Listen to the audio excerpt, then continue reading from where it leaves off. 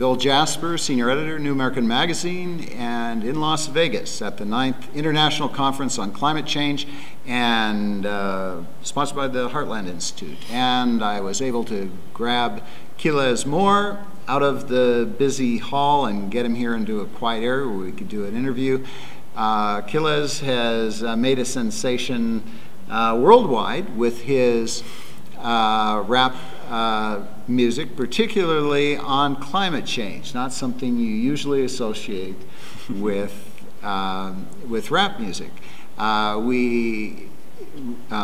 the first day of the conference, I had a story on the conference with a feature embedded video of Kilez's climate change video. But welcome to Las Vegas and to the United States of America. This is your first trip to the United States. Yeah, first trip in the United States, first time in Las Vegas, and it's a crazy world here. Crazy world. Yeah. This is not representative of the whole United States. I recognize it. I recognize it, definitely. This is kind of a unique environment. Yeah, and everything is like golden, shiny, blinky, and kind of fake. Yeah.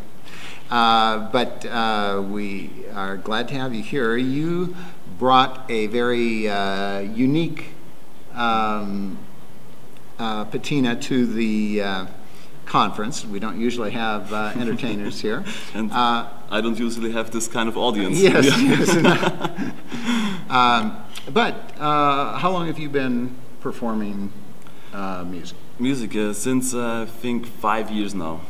And also the climate change song is from 2011. Right, that was several years ago. Several years ago, yeah. But you continue to do that and other related? I have continued my music until now because there are many, many songs, but I don't think that there will come much like global warming songs because I said, you know, there's my opinion is there, yeah, and I said my point, and I think, you know, to do another track with the same message is kind of boring.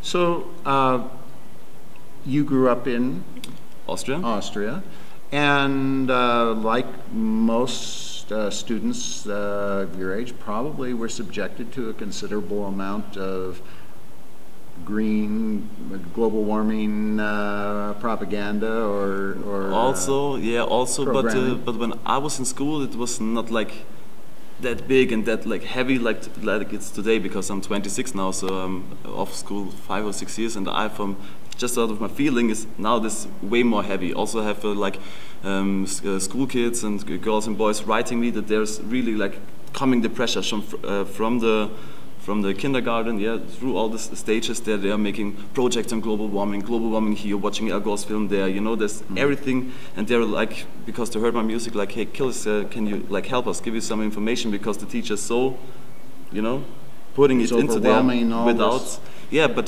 the crazy thing is without this, you know, just mention there's a debate also, yeah, because I don't say I have the ultimate truth of anything, yeah, but I think truth, hasn't to fear. Does not have to fear a debate. Yeah. Sorry for my English, by the way. That's fine.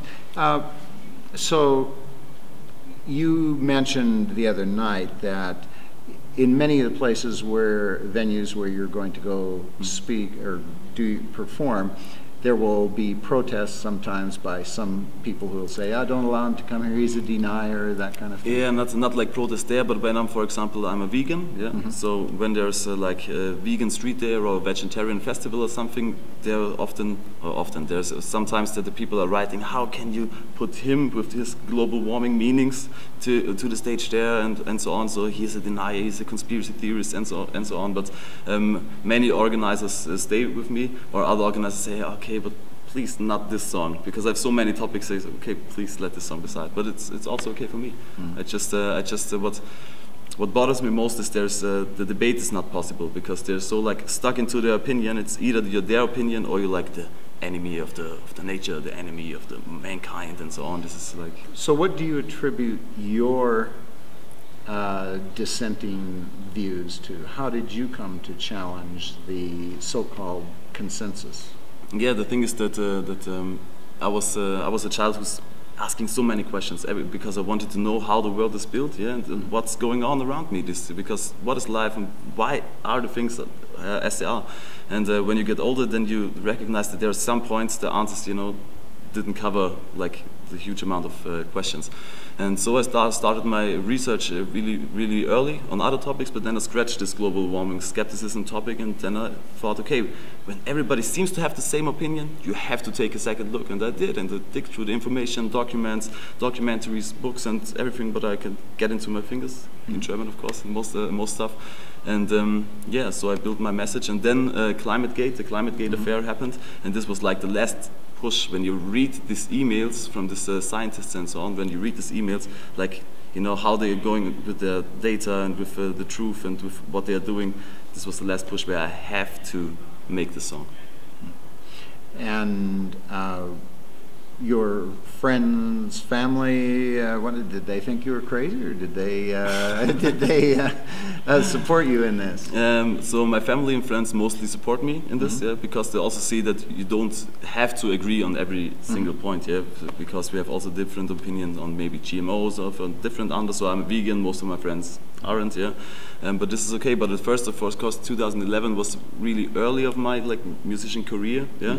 So at first it was like, okay, it's more like a phase of the youth, yeah. But then they recognized that what I'm saying is based on something, yeah. There are informations. I do my research, and then they recognize it. And now I'm 26, so they take me as a full person, you know. And so, yeah, we are debating and we are discussions, but you know, they just recognized it as another opinion. Now, are there opportunities for you in Europe, in Austria, for you, other than the internet, to get your music out? Yeah, there is some festivals and some events and also some concerts, but of course it's hard because I'm a political rapper, and also when I talk about wars, when I talk about democracy, sovereignty, and you know, there's plenty of topics, and so it's, you know, hard to, for example, get into the media, because you know, media is like to the government, like, yes. Yeah. And so of course when I'm going against the government or against parts of government or against poverty and so on, you know, there's not much open doors for a rapper like me.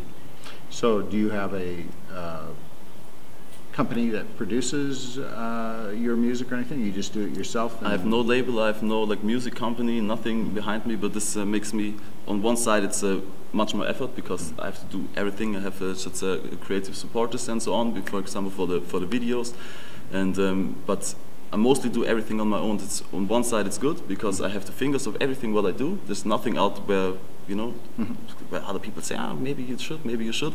On the other side it's much more effort, and it's of course, you know, like hard to do it on your own, definitely.